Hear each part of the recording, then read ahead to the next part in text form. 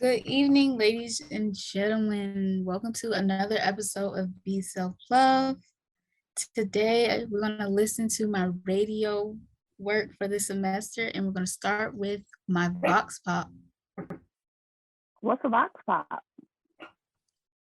A Vox Pop is a collection of interviews with multiple people put into a short radio segment. I went to the NC Folk Festival this year.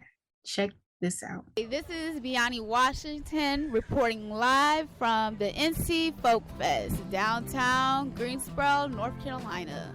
What is your favorite part about today's festival?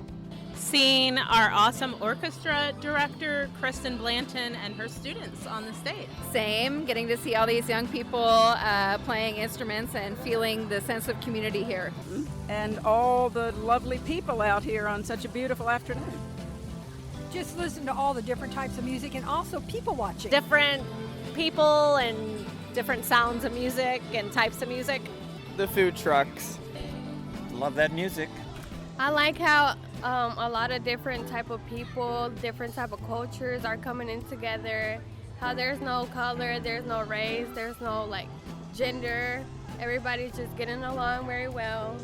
That the entire city can come down here and have a wonderful evening and it all be free of charge.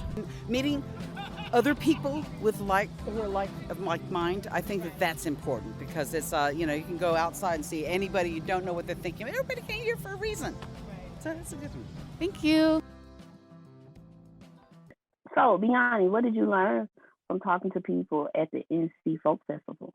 I learned that people love people, and there's been a lot of interesting events happening in Greensboro. I just happened to be at a lot of them, so I'm gonna listen in to my powwow radio segment I did this year as well. I was gonna say, can you tell me more about your powwow? Well, the powwow was interesting. It's basically a Native American cultural appreciation event, and let's take a listen. You arrive at JC Park. You hear the sounds of drums and chants.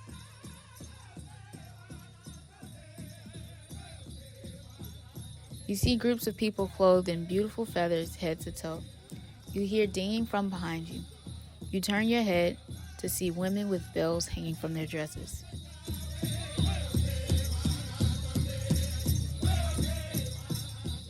The wind picks up, carrying the smell of sweet oak trees.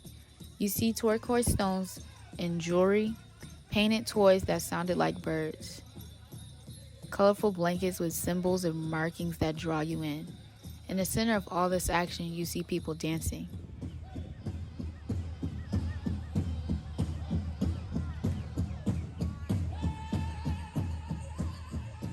A man introduces the dancers in joy. Where are you? Have you gone back in time? You walk up to a booth and read a banner. The white and yellow letters say, Annual Powwow. The Greensboro NC 45th Annual Powwow is hosted every autumn by Guilford Native American Association, one of the oldest American Indian urban associations in North Carolina and the United States. Here, tribes from all across the U.S. come to gather. The Lumbee tribe and the Blackfoot tribe, to name a couple. People bring their children out to remind them that America is a place full of culture and traditions. They whisper over to their children, and this is what makes America sort of cool, explaining to them the history of Native Americans. The powwow is a space to display dances, such as the grass dance done by men or the fancy shawl done by women, and to support the Native American people through donations or buying from their vendors. So in doing this project, this powwow project, it developed into a WNC radio story that we're learning a lot.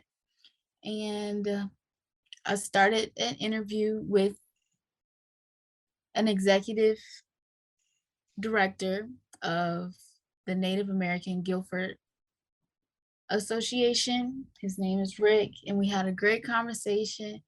And I'm gonna let you listen in on the interview, guys, and see what we talked about, or hear what we talked about. And from there, the following year, we started a small powwow in Greensboro to give them an opportunity to dance and celebrate. And our first powwow was in 1977. And so this year, 2022, this was our 45th annual. And it's grown and growing ever since. I mean, the first powwow, you know, there may have been 15 dancers. And, you know, it was a community thing.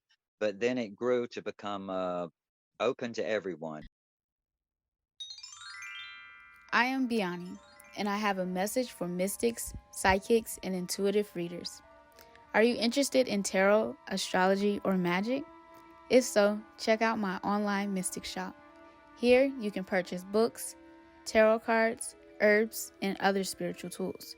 That's www.yoniverse.com, spelled YONIVERSE.com.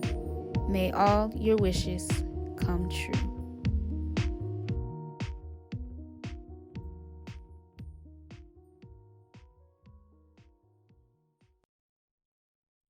That commercial sounds familiar, Biani. What is that all about?